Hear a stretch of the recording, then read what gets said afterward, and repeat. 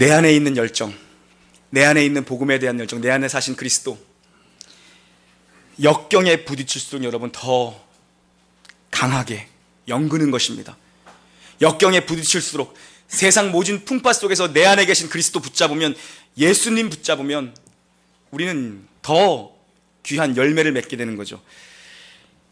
빌립보에서 매를 맞고 감옥에 갇혔어요. 그 안에서 바울과 실라가 찬양과 기도 멈추지 않았습니다. 여러분, 힘들어도 기도하십시오. 기도가 안 돼도 여러분 기도하십시오. 고난 중에도 여러분 찬양을 멈추지 마십시오. 우울함이 찾아오면 찬양하시고, 감사가 넘치면 찬양하시고, 슬플 때나 기쁠 때나 찬양하시고 기도하십시오. 중단하지 마십시오. 환난 날에 주님의 이름을 부르십시오. 찬양 듣고 기도 소리 들으시고 지진을 일으키셨어요. 주님께서 감옥문을 열어버리셨다고요. 빠져나갈 구멍이 없었습니다. 그냥 감옥문을 열어버리셨어요. 주님께서 사슬을 끊어버리시고 고통과 눈물과 그 자유함이 없는 그 감옥이 세례터가 되었습니다. 거기서 성령이 임하고 세례를 주고 가족이 구원을 받고 눈물과 감동이 쏟아지고, 여러분 감옥 같은 현실이라도 기도하기 멈추지 마시고 찬송하기 멈추지 마십시오. 내가 여호와께 간구하매 내게 응답하시고 나를 모든 두려움에서 건지셨도다. 위기는 사실 시도 때도 없이 위기는 계속 찾아오지요. 그러나 구하면 응답하실 하나님이 나의 아버지시다. 두려움이 몰려옵니다. 그때 찬양하십시오. 깊은 웅덩이와 수렁에서 나를 건지실 분, 그분이 나와 함께 하신다. 그분이 보호하시고 인도하시고 힘주시고 은혜 주시고 복 주시기를 중단하지 아니하시는, 모든 것이 합력하여 선을 이루시는 그 아버지가 나의 아버지다. 그 아버지가 이번에도 선한 길로 인도하실 거다. 그 믿음 가지고 기도하시고 그 믿음 가지고 찬송할 수 있는 은혜 넘치기를 축원합니다. 출구가 없습니다. 감옥에는. 그런데 기도하니까, 찬양하니까 그냥 출구를 만들어 버리시죠. 계속 찬송하고 쉬지 말고 기도하고 범사에 감사해 보십시오. 여러분, 하나님이 어떻게 우리에게 새 길을 열어주시는지 쉬지 말고 기도하고 범사에 감사하고 기도하는 거죠. 찬송하고. 그때 넉넉한 승리의 영광을 우리가 보게 됩니다. 이제 바울과 실라가요, 빌립보에서 감옥에서 풀려나서 빌립보에서 남서쪽으로 160km 이상 떨어진 데살로니가라고 하는 마게도냐의 수도입니다. 저 특별시 같은 곳입니다. 데살로니가로 이 선교 여정의 걸음을 옮깁니다. 가장 핵심부, 심장부로 들어가는 겁니다.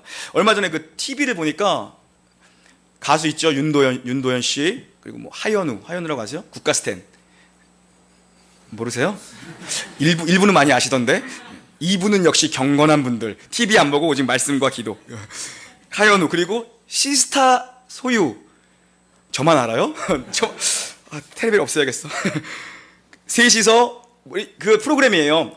정말 어디 자연 광경이 어마어마한 데 가서 노래를 부르고 그게 이제 실시간으로 SNS에 올라가고 막 투표해가지고 뭐 그런 거더라고요.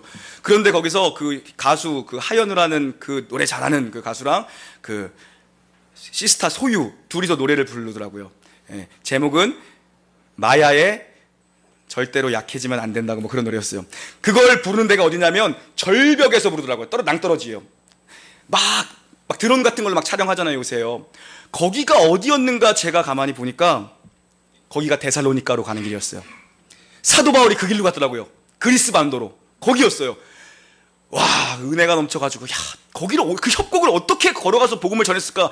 야, 이렇게 생각하고 있는데 옆에 있던 한 사람이 이런 말 하더라고요. 아, 여행 가고 싶다. 그러니까 성령의 사람은 오직 말씀, 복음, 사도 바울, 오직 설교. 야, 정말 저기 복음. 근데 육에 속한 사람, 여행 가고 싶다. 차이라고요, 차이. 여러분, 물에 물탄 듯 술에 술탄 듯해서는 전도가 안 되고, 예? 그 가족 구원이 안 됩니다. 가족 구원이 안 돼요. 예? 예배 오기 전에 우리 전도팀장님과 얘기했어요. 우리 전도 다시 한번 힘내서 이제 하반기에 달려가시죠. 예, 월요일 전도도 토요일 전도도 이제 새롭게 편성해서 한번 또 달려가 보시죠. 예. 어떻게 우리가 가족을 구원합니까? 한국교회 여러분 전설같이 내려온 이야기 아시죠? 남편이 술주정뱅이야. 예? 안 될 사람이야. 와이프가 어떻게 했어요? 신발 가지고 새벽기도 왔다. 그리고 기도했대잖아요. 한국교회 전설 같은 얘기죠. 신발을 옆자리에 갖다 놓고 하나님 신발 먼저 왔습니다. 이제 몸뚱아리도 따라오게 해주시옵소서. 예? 정설 같은 얘기. 이런 절박하고 간절함이 있어야죠. 그래야 되죠. 절박하고 간절함이 있어야 되죠. 어떻게 교회 하나가 세워지겠습니까, 여러분? 어떻게 주님의 교회가 세워지겠습니까? 이 시대에 사실 모두가 개척은 불가능한 얘기라고 얘기합니다. 모두가 개척은 안 된다고 얘기합니다. 어느 뭐 큰 교회에서 막 도와주고 뭐 사람 보내주고 교회 지워주지 않는 이상 개척은 안 된다고 얘기합니다. 우리 교회 이제 한 달만 좀 넘기면 11월 달 되면 이제 또 설립 3주년입니다. 3주년까지 주님이 인도하셨어요. 이번에 가정교회 정리하면서 다 정리해 보니까 8점 몇 배를 처음에 우리 첫 예배 드릴 때 그때는 뭐 저희 뭐 누님네 식구도 오고 몇 분 있었죠. 그때 한 8.7배 정도를 정확히 계산하니까 하나님께서 성장시켜 주셨어요. 이 땅에서 진정한 우리의 본업이 무엇인지를 우리가 알고 살아야 됩니다. 여러분 사업하시고 여러분 직장 다니시고 진짜 우리의 본업이 무엇인지 그걸 깨달아요. 본업이 무엇인지. 바울이 데살로니카에 가자마자 어디부터 갔습니까? 회당. 이번에도 회당부터 갔습니다. 빌립보에는 회당이 없었죠. 유대인 남자 10명만 있으면 회당을 세웠습니다. 그런데 빌립보에서는 회당을 못 찾았어요. 데살로니카에서 회당을 찾았습니다. 1절부터 2절 봉독합니다. 시작. 그들이 암비볼리아와 데살로니가에 이르니 거기 유대인의 회당이 있는지라 우리 자기의 관례대로 그들에게로 돌아가서 새 안식일에 성경을 가지고 강론하며. 아멘. 바울 사역의 핵심은 거점을 가지고 베이스 캠프를 가지고 사역했다는 것입니다. 그것은 회당 중심의 사역이었습니다. 선교 전략이었습니다. 관례대로 회당에 들어가서 말씀을 전했다고 얘기합니다. 관례대로.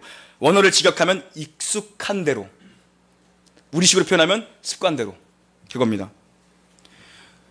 여러분 신앙은 습관이 중요합니다. 우리에게 습관이라는 단어가 너무 부정적인 의미로 많이 사용되어지는 것 같은데 그렇지 않습니다. 신앙은 습관이 중요합니다. 훈련이 잘 돼야 됩니다. 신앙에는 습관이 중요해요. 경건한 습관들이 모여서 신앙 생활을 만들어내고 신앙 생활이 모여서 능력이 되는 겁니다. 열매가 나와요. 습관들이 모여서 생활이 되고 생활이 모여서 열매를 만들어내는 겁니다. 그게 중요해요. 우리 중에 저와 여러분 중에 믿음 없는 사람 없을 겁니다. 다 믿음 있습니다. 믿음 다 있다고요. 그런데 왜 우리가 믿음대로 살지 못합니까? 믿음은 다 있는데 우리가 왜 믿음대로 살지 못해요? 어찌 보면 습관이 안 된 겁니다. 말씀 따라 사는 습관이 안 됐기 때문에 알기는 아는데 동의는 하는데 내게 안 되는 거죠. 예수님도 습관 따라 새벽 미명에 기도하셨고 습관에 따라 감람산에 오르셨습니다. 사도 바울도 그가 하던 대로 익숙한 대로 그가 전도 사역을 통해서 깨달은 대로 훈련된 대로 회당에서 복음 사역을 시작했습니다. 훈련된 것입니다. 그에게 익숙한 장소가 되어버린 것입니다.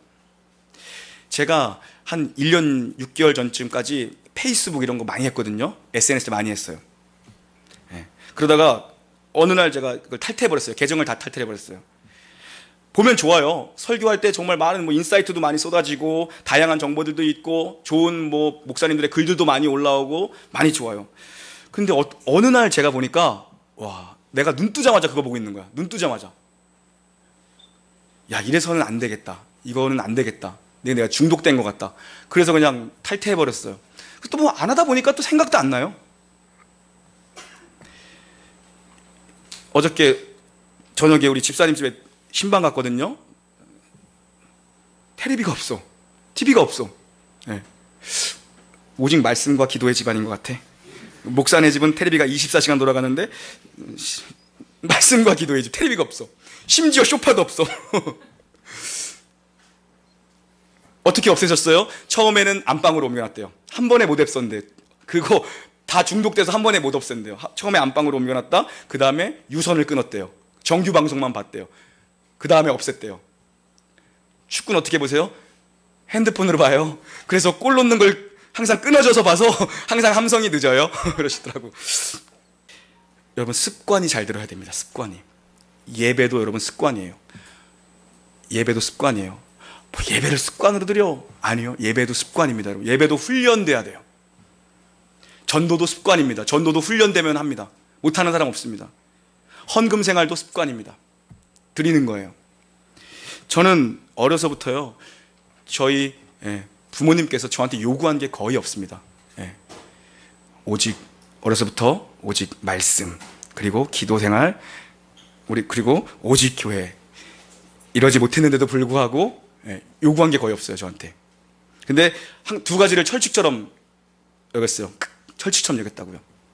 첫 번째, 주일성수. 주일성수에 대해서는 타협이 없었어요. 제가 외박해도 잘 찾지도 않아요. 외박해도 뭐 그러려니 해요. 친구네 집에 자고 와도.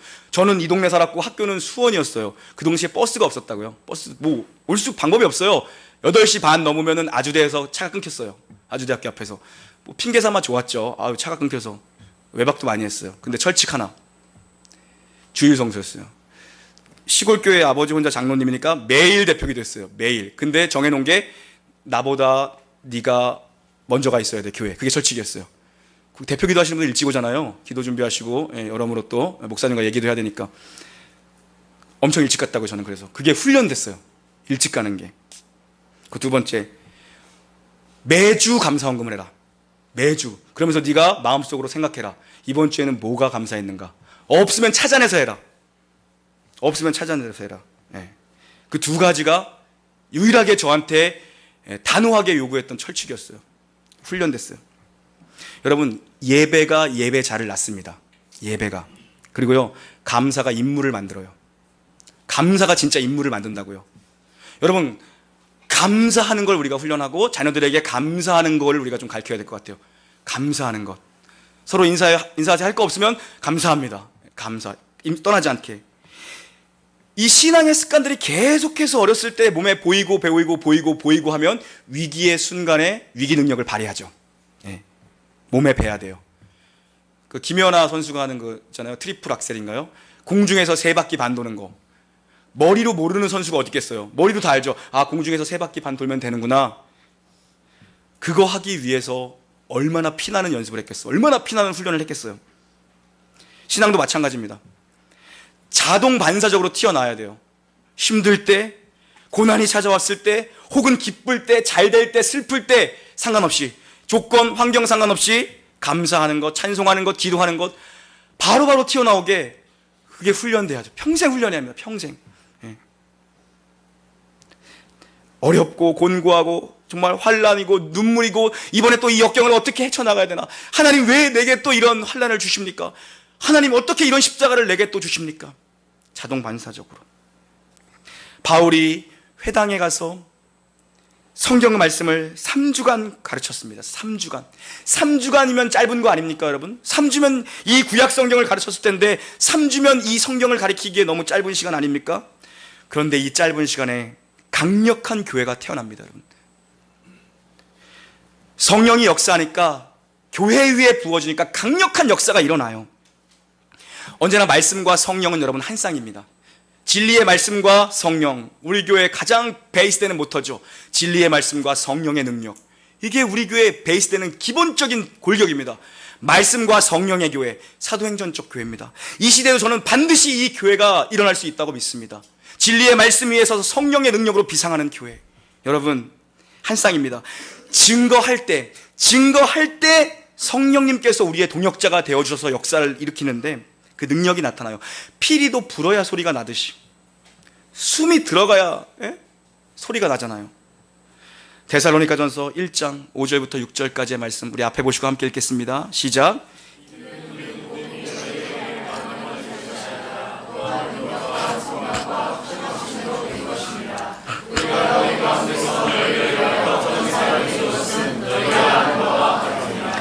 또 너희는 많은 환난 가운데서 성령의 기쁨으로 말씀을 받아 우리와 주를 본받는 자가 되었으니. 아멘. 네. 능력과 성령의 큰 확신으로 성령에 붙들려 말씀을 3주간 강론했다는 것입니다. 그리고 듣는 자들도 성령께 사로잡혔다는 것이죠, 여러분. 성령 떠나면 교회는 아무것도 아닙니다. 가장 비참해요. 다른 말로 뭐죠? 교회에 은혜 없으면 정말 힘들어져요. 아무것도 아닌 집단이 됩니다. 사모하시고 은혜를 구하시고 정말 성령 떠나면 아무것도 아니고 주님, 교회 위에 성령을 부으셔서 은혜를 가득히 채워주시옵소서. 이게 필요해요. 비둘기 같은 성령이 내 안에 임하니까 그 성령을 의지해서 마음에 평안함이 생기고 말씀을 선포할 때 담대함이 생기는 거죠. 비둘기 같은 성령인데 내가 그 성령에 의지하여 말씀을 선포하니까 어떻게 임합니까? 불처럼 바람처럼 임하는 거예요. 그게 역사가 일어나는 거죠. 3주 만에 데살로니가 도시, 우리로 말하면 서울특별시예요. 서울이라고요. 도시가 변했습니다. 복음이 들어가니까 도시가 변했습니다. 도시가, 학자들에 의하면 약 20만 명이 거주했을 것이다. 그 당시에 2000년 전에 이 도시에, 그렇게 봅니다. 어마어마한 도시죠. 우리가 사는 이 동네만한 도시라고요. 이 당시에 어마어마한 도시라고요. 거기에 성령이 불처럼 바람처럼 떨어지니까 3주면 여러분 충분합니다. 3주면. 아니요, 성령이 임하시면 한순간에 끝이 나는 거죠. 우리에게 주어진 시간이면 충분합니다. 우리 인생에 주님께서 허락하신 그 시간들이면 충분합니다. 우리의 남편을 구원하기에 그 시간이면 충분하고, 우리의 가문을 살리기에 그 시간이면 충분한 시간입니다. 여러분, 주님이 은혜를 부어주시면 우리 자녀들이 변하기에 충분한 시간입니다. 너무나도 충분한 시간입니다. 우리가 삶을 허비하지 않는다면 집중하는 거죠. 성령은 보이지 않지만 느껴집니다. 여러분, 데살로니가 교회 3주 만에 역사가 일어났어요. 우리 교회 이제 얼마 안 있으면 이제 11월 달 되면 3주년입니다. 3주년 다가오고 있습니다. 요즘 기도를 하는데 하나님이 부흥을 몰아주고 계시더라고요. 부흥을. 여러분, 부흥이 몰려옵니다. 여러분 그 경제 용어에 티핑 포인트라는 게 있습니다. 경제 용어인데 사업장에 이 어느 정도 기본 균형을 유지하면서 유지되다가 한순간에 점프를 뛰는 시점이 있어요. 확 수준이 올라가 버리는 거죠. 그냥요, 한순간에. 그런 기점이 있습니다. 그걸 티핑 포인트라고 해요. 여러분, 교회를 위해 쉬지 말고 기도할 때가 됐습니다. 여러분, 예? 이 부흥의 기점이 오고 있습니다. 물이 활활 끓어버릴 때가 오고 있습니다. 여러분, 우리가 정말 부흥을 경험해야 됩니다. 여러분, 살아있는 주님을 경험해야 됩니다. 이 시대에도 주님의 교회가, 이 시대도 정말 주님의 교회가 아무것도 없다 할지라도 진리의 말씀과 기도의 능력을 붙잡는 교회가 이 시대에도 여전히 하나님의 역사가 이루어지면 된다는 것을 우리는 이 땅 가운데 증명해내야 되는 사명으로 사는 사람들입니다. 여러분, 하나님 앞에 갔을 때 그래도 한마디는 해야죠. 여러분, 제가 하나님 아버지, 제가 별로 주님을 위해서 한 게 뭐가 있는지 생각해 보니까 별로 없는 것 같습니다. 그래도 하나님, 제가 그래도 그 놀라운 교회, 그 교회 작을 때 사람 몇 명 없을 때부터 가서 10년, 20년 그래도 충성하다 주님 앞에 왔지 않습니까? 주님, 그것만이라도 기억해 주십시오. 예?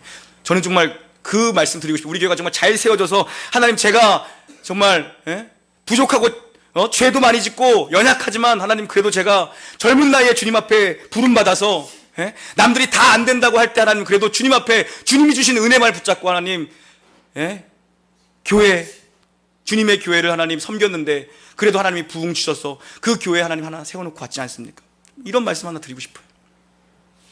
시간 많이 준다고 일 많이 하는 거 아닙니다. 3주 만에 데살로니카의 교회가 세워졌어요. 3주 만에. 의미 없이 보내는 모태신앙 자랑할 거 되지 않습니다. 여러분, 가치관이, 우리의 가치관이 얼마나 변했는가, 우리의 가정이 얼마나 나의 믿음으로 인해서 변했는가, 나의 사업장이, 나의 비즈니스가 얼마나 나의 사업하는 스타일이 주님의 믿음으로 변했는가, 얼마나 내 사업 스타일이 정말 주님 우선주의로 내가 사업을 하고 있는가, 얼마나 내가 내 본업이 이게 아니라 예수 잘 믿고 예수 안에 생명들 구원하고 예수님의 교회 잘 세우는 게 나의 본업이라고 믿고 내가 얼마나 그 믿음 가지고 충성하며 내 살아가는 라이프 스타일이 바뀌었는가. 성령의 역사가 일어나니까 되는 거죠. 어떨 때 성령의 역사가 일어났습니까? 3절 4절 봉독합니다. 3절 4절 시작. 뜻을 풀어 그리스도가 해를 받고 증언하고 이르되 내가 너희에게 전하는 이 예수가 곧 그리스도라 하니 그 중에 어떤 사람 곧 경건한 헬라인의 지하는 기브인도 권함을 받고 바울과 실라를 따르나. 아멘. 뜻을 풀어 증언했다. 핵심 메시지를 전한 겁니다.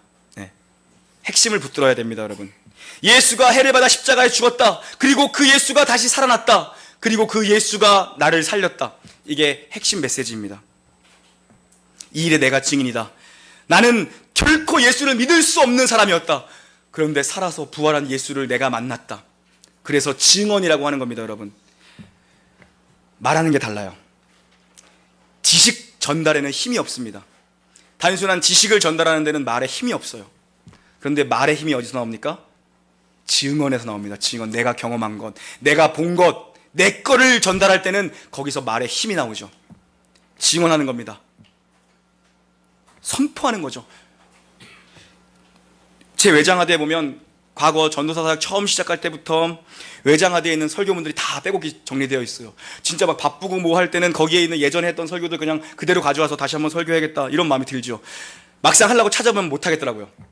예전에 했던 건데 못하겠어요. 예전에 했어요. 예전에 잘했다고요. 시간이 뭐 얼마 지나지도 않았어요. 예? 3년 전 그래봐야 4년 전이에요. 수많은 설교들이 정리되어 있습니다. 주제별로. 못합니다. 그때 야 내가 어떻게 이런 나쁘끄러운 설교를 했을까 이런 생각이 들어요. 야 이거를 내가 어떻게 애들 앞 이거를 야 내가 그 큰 교회에서 그 많은 교인들 앞에서 이런 설교를 내가 어떻게 했지? 겁대가리도 없지? 뭐 이런 생각이 들어요. 근데 놀라운 건 하나님이 그것 가지고 일하셨어요.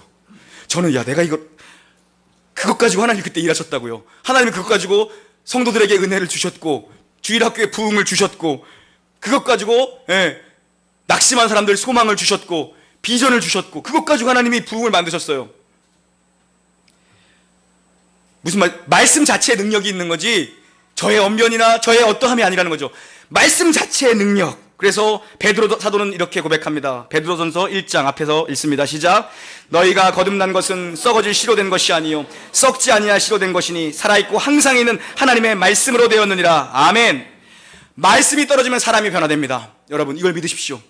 말씀이 사람을 변화시킵니다. 여러분 그래서 예배를 진짜 소중하게 여겨주십시오. 예배에 일단 걸어야 돼요. 우리가 예배의 사활을 걸어야 돼요.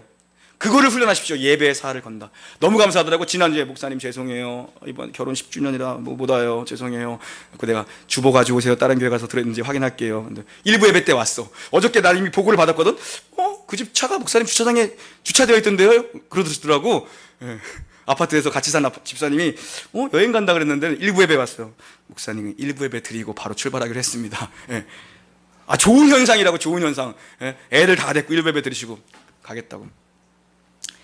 회사는 휴가 냈지만 예배는 드리겠다. 하나님 그런 거 기뻐하시지 않겠어요? 하나님이?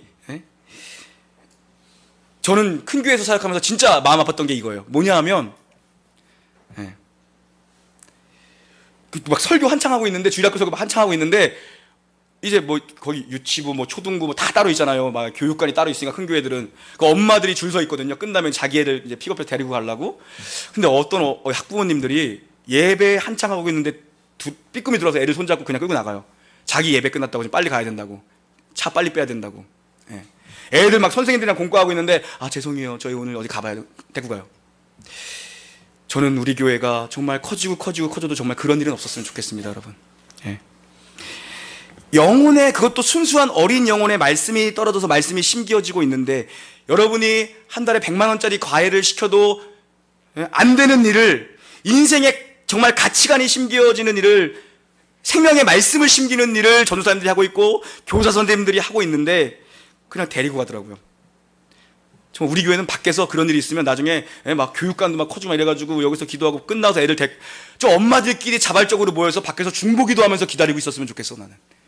근데 빨리 데리고 가 생각을 하면 다 빨리 데리고 가서 빨리 차 빼야 된다고. 여러분 말씀이 떨어질 때 남녀노소 빈부격차 어린 아이 그때 사람은 변화됩니다. 다른 것으로 변화되지 않아요. 3주 만에 도시가 뒤엎어졌습니다. 도시가 데살로니가 시가 누가 변했습니까? 오늘 말씀해 보니까 경건한 헬라인의 큰 무리와 적지 않은 숫자의 귀부인들, 잘나가는 사모님들, 돈 많아서 좀 허무하고 공허함을 느끼던 그 사모님들이 말씀을 듣고 변화된 겁니다. 이런 자들이 회심을 합니다. 바울이 여러분 가는 곳마다 하나님이 준비시킨 사람들이 있었죠. 가는 곳마다. 회당이 없어서 기도하러 갔더니 거기에서 여자들 만나기로 했어요. 근데 그 여자들을 통해서 루디아라는 여인을 만나게 해서 그 여자가 구심점이 돼서 교회가 세워져. 빌립보에. 바울이 가장 사랑하는 교회죠. 그죠? 하다 못해 감옥에 가서 찬송했더니 찬송을 듣고 나머지 옆에 있던 간수들이 은혜를 받아요. 감옥이 교회가 돼요. 감옥이 세례터가 된다고요. 마찬가지잖아요. 데살로니카에 준비시켜 놓은 그 부유한 도시에 준비시켜 놓은 사모님들이 있었어요. 거기에요. 우리가 전도할 때 이 믿음과 이 생각을 가지면 됩니다. 하나님이 익혀놓으신 사람이 분명히 어딘가에 있겠구나. 하나님이 이제 익힐 대로 익혀놓으신 사람 어딘가에 있겠구나. 우리가 할 수 있는 게 아니라 하나님이 그냥 탁 건드려 주시기만 하면 탁 떨어질 다 익은 사람이 있겠구나. 사도 바울이 그렇게 말씀을 풀어 증언했는데 믿은 사람이 있고 안 믿은 사람이 있습니다. 결국 여러분 인생의 마지막은 아주 극단적으로 얘기하면 두 부류의 사람밖에 안 남을 겁니다. 믿은 자와 믿지 않는 자. 마지막에는 두 부류만 남을 겁니다. 믿는 자와 믿지 않는 자. 믿음을 거부한 사람들은 유대인들이었습니다. 회당에서 유대인들에게 가장 먼저 복음을 가르쳤는데 그 유대인들 중에 믿은 자가 있고 믿지 않는 자가 있습니다. 그리고 용역 깡패들을 동원합니다. 주동자는 항상 얼굴을 내세우지 않죠. 이 사회도 소동에 약한 사회입니다. 소란을 일으키기에 좋은 사회예요. 때를 지어 소동을 합니다. 용역 깡패들을 앞세워서. 바울이 3주간 복음을 증거할 때에 예수 믿지 않는 자들의 극렬한 핍박도 있었습니다. 부흥이 일어나는데 극렬한 핍박도 있었어요, 여러분. 그래서 이 불량배들이 야손이라고 하는 사람의 집을 급습해서 그냥 무단 침입합니다. 급작스럽게 습격합니다. 그러니까 아마도 야손의 집이 이 루디아의 집처럼 이제 교회의 이 모임을 갖는 이런 예배 처소였던 것 같아요. 급작스럽게 침투를 합니다. 근데 그때 바울과 실라가 이제 뭐 능수능란하게 도망을 했겠죠. 그래서 없는 거예요. 그래가지고 누구를 잡아가면 그 집주인 야손과 그의 가족들을 데리고 읍장들에게 고발합니다. 읍장은 치안 담당자예요. 치안 담당자 앞에 고발하는 거예요. 이 사람들이 와가지고 다른 왕을 믿으라고 한다. 가이사에게 반역하는 죄다. 로마에서 가장 바로바로 처리하는 죄목으로 거래버립니다. 반역죄. 이런 생각 해봤습니다. 야손이 예수 믿은 지 3주 된, 그죠? 예수 믿은 지 3주밖에, 한 달밖에 안 된 이 초신자 야손이 자기 집에 바울과 실라 머물게 했다가 지금 끌려가고 있는 겁니다. 식구들까지. 무슨 생각을 했을까? 바울과 실라가 잡혀가야 될 때 야손이 잡혀갑니다. 예수 안 믿겠다고 하면 끝이라고. 나는 예수 안 믿어요. 끝 아니에요? 바울과 실라 몰라요? 그러면 끝 아니에요? 그 사람들 저기 숨어 있어요. 그냥 고자질하면 끝 아니에요? 가서 고난을 받습니다. 복음 때문에 예수 믿은 지 3주밖에 안 된, 한 달밖에 안 된 사람이 복음 때문에 십자가를 짊어졌습니다, 여러분. 예수가 내 대신 십자가를 지고 죽으셨다. 그 사실이 내게 임하자 그가 스스로 십자가를 졌습니다. 그 초신자가, 교회에 온 지 3주밖에 안 된 사람이. 어느 존경할 만한 장로님이 계세요. 그분이 이런 말씀을 하셨어요. 은퇴하시면서, 장로에서 은퇴하시면서. 누가 봐도 참 저분은 참 덕이 있으신 분이시고 누가 봐도 참 존경받을 만한, 존경받았어요. 교회에서 존경받는 장로님이었어요. 참 좋으셨어요. 너무나 그런 분인데, 그리고 참 복도 많이 받았어요. 자식들이 다 잘 됐어, 정말. 그리고 장로님 부부도 건강하시고 너무 그냥 보기 좋은 가정이에요. 야, 정말 저렇게 됐으면 좋겠다 싶을 정도로. 그런데 그분이 이런 말씀을 하신 적이 있어요. 자기는 후회가 된대요. 자기가 한 교회 뭐 30년, 40년 섬기면서 장로가 되고 얼마나 복된 일이고, 자식들 뭐 그 교회에서 다 자라가지고 잘 되고 얼마나 좋아요. 누가 봐도 부러웠다고요. 근데 그분이 은퇴하실 때가 돼서 이제 하시면서 한 말이 뭐냐면, 자기가 남부럽지 않게 살고 다 자식들 잘 됐는데 후회되는 게 뭐냐면 평생 일사각오로 살아본 적이 없대요. 정말 죽으면 죽으리라 그런 각오를 가지고 예수를 믿어본 적이 없대요. 그냥 자기는 항상 편안한 걸 좋아했고 늘 무리가 안 되는 정도만 했고 그냥 적당한 정도만 자기는 그냥 평생을 했지, 정말 막 매달려 이거 일사각오로 예수님 앞에 막 전폭적으로 헌신해보거나 뭐 정말 그러지 못했대요. 자기는 그냥 편안하고 적당히 그렇게 가늘게 길게 온 거죠. 그랬대요. 그래서 가만히 돌아보니까, 야, 이제 하나님 앞에 가서 내가 뭘 했다고 해야 되는 건가? 내가 뭘 하다 왔다고 해야 되는 건가? 좀 이런 생각이 갑자기 이제 은퇴할 때가 되니까 드시더래요. 나는 정말 주님을 위해서 죽으면 죽으리라, 내가 고난을 각오한 적도 없고 주님을 위해서 내 모든 것을 드리라, 이런 어떤 결단도 해본 적이 없는데 자기 인생이 가만 보니까 조금 후회되고 부끄럽더래요. 좀 더. 여러분, 어떤 때 여러분 우리에게 주어진 짐이 왜 이렇게 무거운가, 그런 생각 드실 때도 있을 거고, 왜 하나님이 내게 이런 십자가를 맡기셨는가, 왜 난 이렇게 참 고생하며 살아야 되는가, 이런 생각 드실 때가 있을 거죠. 저도 짧은 3년의 시간이었지만 참 돌아보면 정말 하나님의 다 은혜였지만 순간순간 마음도 어렵고 몸도 힘들 때가 있었습니다. 여러분도 마찬가지일 겁니다. 근데 만약 여러분이 지금 짊어지고 계신 그 십자가를 지금 벗어던진다면 정말 우리가 그렇게 홀가분하고 그렇게 기쁘기만 할까요? 하나님이 우리에게 주신 각자의 십자가가 있습니다. 그 중량감은 다르겠지만 모든 십자가가 있습니다. 그런데 그거 정말 벗어던진다고 우리가 마냥 기쁘기만 하겠습니까? 여러분, 십자가 집어던지고 살지 마십시오. 깨닫고 보면 내가 지고 있는 그 무거운 짐이라고 여겨지는 것, 여러분 어쩌면 그게 축복일 줄 모릅니다. 내게 다소 무거운 것 같은 십자가, 여러분 그게 어쩌면 하나님이 내게 주신 사명이며 축복일 수 있다는 거죠. 왜냐하면 하나님 앞에 섰을 때 남는 게 그거밖에 없을 겁니다. 하나님 앞에 섰을 때 무슨 말씀을 우리가 감히 드리겠습니까? 하나님, 그래도 힘들고 정말 어렵고 고통스러웠지만 그 십자가 내가 내려놓지 않고 하나님 끝까지 그 십자가 지고 여기까지 왔습니다. 내가 치른 십자가, 내가 치른 대가, 야손 같은 사람, 믿은 지 얼마 안 된 사람입니다. 그런데 그런 십자가 지는 사람이 있었기 때문에 여러분 데살로니가 교회가 세워진 겁니다. 그런 사람이 있었기 때문에 대가를 지불하면서 하나님 나라의 길을 걸어가는 사람이 있어야 여러분 교회가 세워집니다. 여러분의 가정에서 여러분이 예수를 믿기 시작하셨다면 여러분이 대가를 지불해야 여러분의 가정이 믿음으로 섭니다. 십자가를 져야 됩니다. 그 십자가 그냥 내려버리면 홀가분하겠습니까? 그렇게 기쁘겠습니까? 정말 큰 집 사는 사람들, 50평 사는 사람들 우리가 부러워할 게 아니라 하나님 나라 위에 사는 사람들을 우리가 부러워해야 할 것입니다.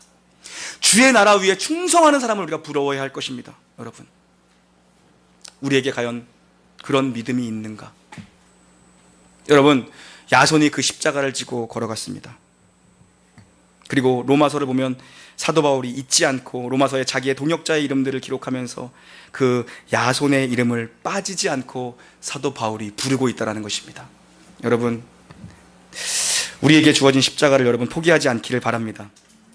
하나님께서 여러분에게 맡겨주신 지금 너무나도 무겁고 너무나도 고되고 너무나도 그냥 내려놓고 싶고 벗어버리고 싶은 십자가, 이것만 없으면 진짜 더 내 인생이 괜찮았을 것 같은데 그런 마음을 갖게 하는 그 십자가는 무엇입니까? 여러분, 그 십자가를 내려놓지 마시고 그 십자가를 꼭 붙들고 승리의 길, 영광의 길을 갔을 때에 하나님께 우리가 주님, 이 십자가를 끝까지 지고 왔습니다.